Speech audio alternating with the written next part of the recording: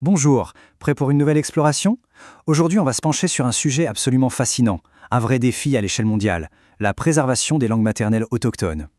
Et pour bien comprendre comment ça se passe sur le terrain, on va se plonger dans un document remarquable venu tout droit du Cameroun. Ça s'appelle Initial 1.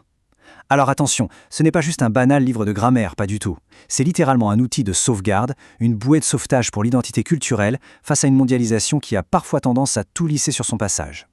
Si on s'est déjà demandé comment une nation s'y prend concrètement pour réanimer ses racines linguistiques, et surtout les transmettre aux nouvelles générations, eh bien cette analyse s'annonce passionnante. Allez, on plonge directement là-dedans. Au programme d'abord, le défi culturel camerounais.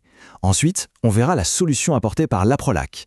Et pour finir, on passera à la pratique avec la toute première leçon. Commençons donc par cette première partie, le défi culturel camerounais, pour bien comprendre la vulnérabilité historique du système éducatif. Pour véritablement apprécier la solution qui va suivre, il faut d'abord prendre la mesure de l'urgence. Donc, le point crucial ici, c'est ce que nous révèle l'avant-propos du manuel. Le paysage linguistique du Cameroun fait face à une pression monumentale, et les auteurs dressent un constat très clair, sans aucun détour.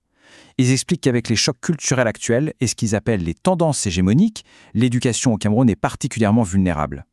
Ils soulignent très objectivement que l'enseignement exclusif des langues étrangères, qui est un héritage direct de la période coloniale et qui continue aujourd'hui, met sévèrement au défi le développement des langues locales.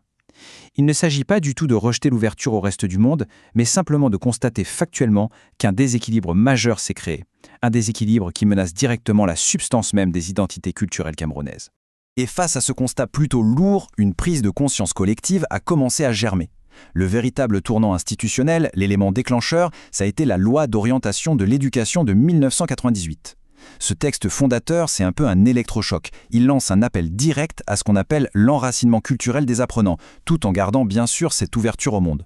C'est vraiment l'étincelle qui a poussé des groupes de citoyens et d'experts à retrousser leurs manches. Il fallait absolument créer des ponts, fabriquer des outils concrets pour répondre à cet appel de la loi et protéger l'identité locale. Ce qui nous amène tout naturellement à notre deuxième grande partie, et là, on passe aux choses très positives. La solution APROLAC, ou comment concevoir un manuel éducatif à la fois accessible et super bien structuré. Face à l'immensité de ce défi linguistique, comment est-ce qu'on réagit concrètement?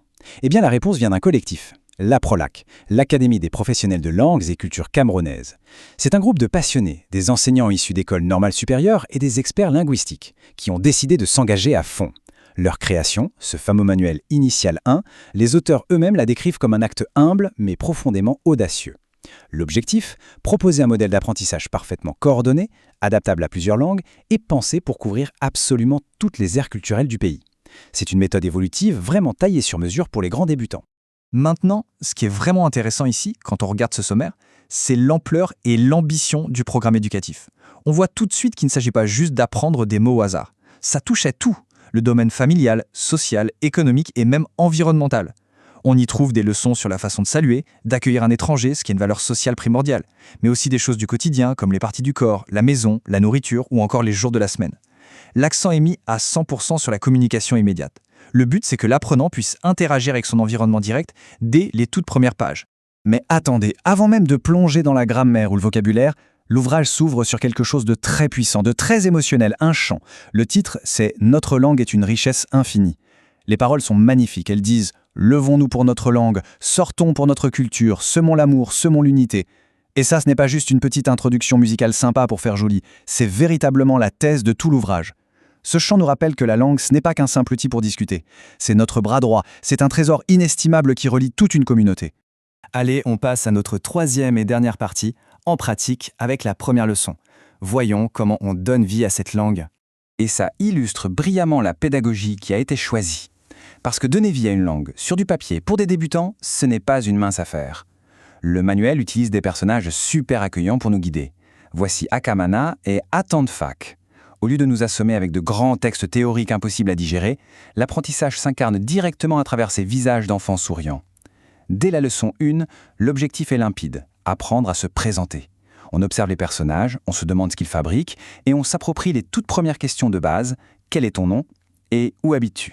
Voyons comment tout ça s'articule, car c'est vraiment ici que l'enracinement culturel dont parlait la loi de 1998 prend tout son sens. L'exercice de présentation est structuré en 5 étapes ultra précises. D'abord, il faut donner son nom, évidemment, mais attention, ensuite il faut donner le nom de son père, puis le nom de sa mère. Après ça, on dit où l'on habite actuellement, et pour finir, on nomme son village d'origine.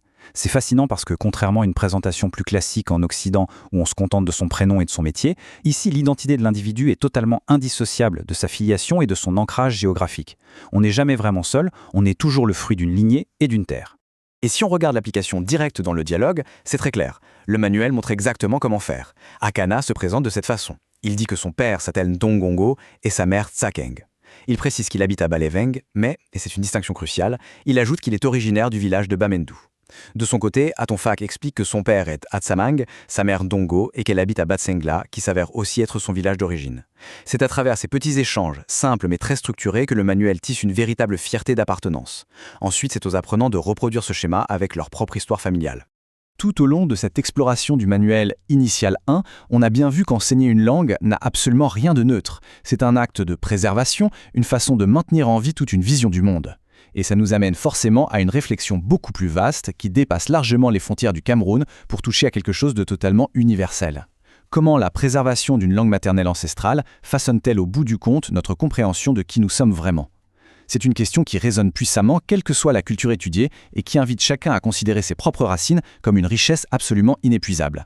Merci d'avoir suivi cette analyse et à très bientôt pour continuer à creuser ces sujets passionnants.